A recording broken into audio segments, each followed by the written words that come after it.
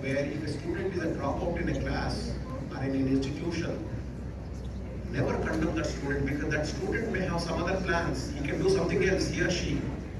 So our system must have that flexibility.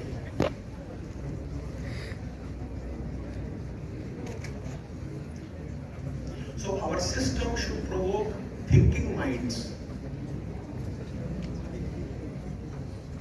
When thinking minds are generated, we liberate that student. So NEP 2020 in some sense proposes a model where every student is a teacher, because every student has to teach himself or herself for real learning. And every teacher is a student, because every teacher has to constantly learn, relearn, so that he or she can do proper classroom. Teach water as a compound. Teach water in its context. So you need to generate, the teachers have to generate enough interest in the minds of the students, whereby the students will eventually pick up a passion for learning on their own. Ultimately, education is learning on your own exercise. Education is never, I teach, you learn. Doesn't happen like that. Education ultimately is what you learn on your own. Teaching helps. It will sort of give you some overall feel for what you are learning.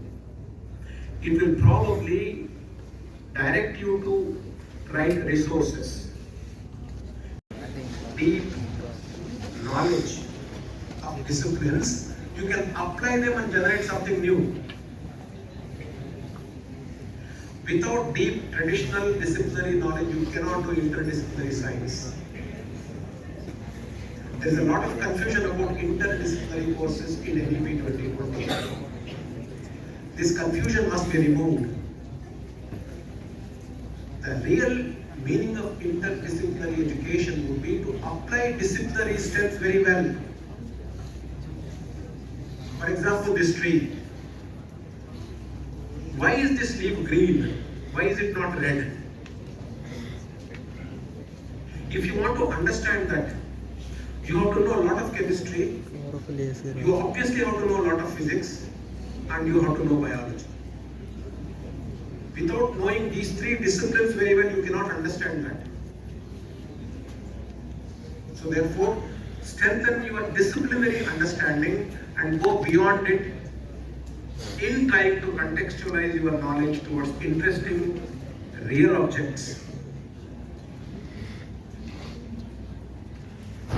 Biology, for example, survives from minus 100 degrees centigrade to plus 100 degrees centigrade. A huge temperature range it can sustain. Life processes can sustain in such high temperature range. No other physical object can sustain. If you take this and put it at 100 degrees centigrade, it will just wither away. So this material is not living, this material is non-living. It doesn't have the capability of withering very high temperature or very low temperature effects. So biology is a different type of material which can sustain very harsh conditions. Not simply eulogizing India, I am actually saying is environmentally catastrophic in the current system. Social ethos, cultural ethos. If you have not thought about it, you will not appreciate it. You have to think about it. And this you will learn only through your mother tongue, much more easily. So it is important that we learn our basic education through our mother tongue. You learn better, you learn deeper, you learn more clearer. Most Western educational systems actually have succeeded in developing their regional languages. Their early education they have done in their own languages. Germans, Chinese, French, Japanese. America, of course, is a recent country, so I don't want to cite that. So it is very important to emphasize for early education. Once you do the early education in your regional language, you will develop enough understanding of what you are reading. Learning English is not a big problem. All of us have actually learned through our native content. Our system is so bad now that the child who was doing beautiful painting at home, the moment the child joins a school, he or she stops painting. Because the creativity is lost. Our school education system is not creativity promoting. It is very structured. In the early part of upbringing, we should not structure many things, we should sort of uplift the mind. We need a different type of handling there. I hope NEP 2020 does very well there.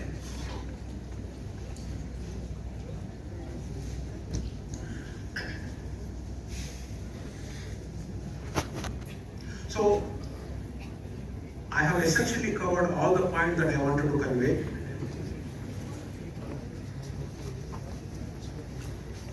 But I will end my lecture by a story. And that story should convey to you the essence of what I am trying to convey. The story, they came and said to Michelangelo, why are you wasting your time on this marble? This marble is defective. All the famous sculptors of those times came and criticized very heavily Michelangelo. He is wasting his time on a defective marble. You know, marbles also are defective. That only sculptor can find out, not you and me. So they thought Michelangelo is simply wasting his time. After some time that marble will break. Entire effort will be lost. So everybody started criticizing him, and Michelangelo went on doing his chiseling. And a day came when a beautiful statue came out of it. And that statue turned out to be David, the statue of David. The real David statue. This is not an imaginary story. This is a real story. And then everybody asked him, how did you do this from a defective marble? And then Michelangelo said, you saw the defect in the marble, but I saw the David in the marble. So when you see the David in a defective marble, you will find a David.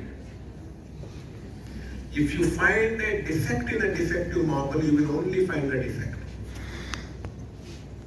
So in the system that we have, in the marble that we have, I want you to see the David.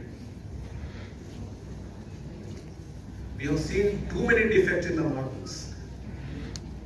So nothing came out of it.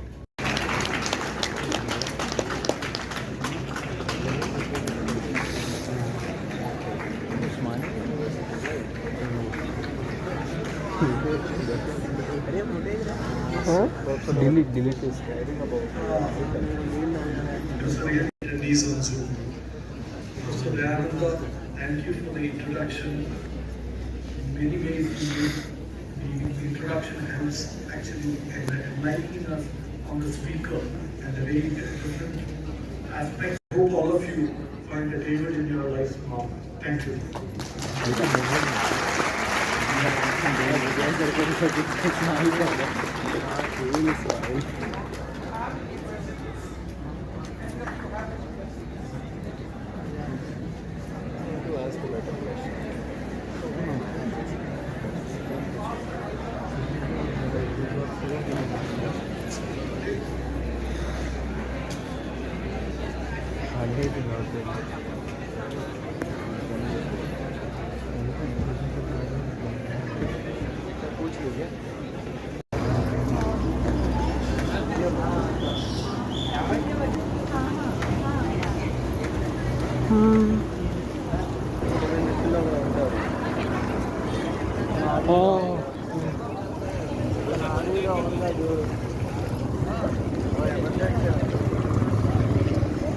Emergency.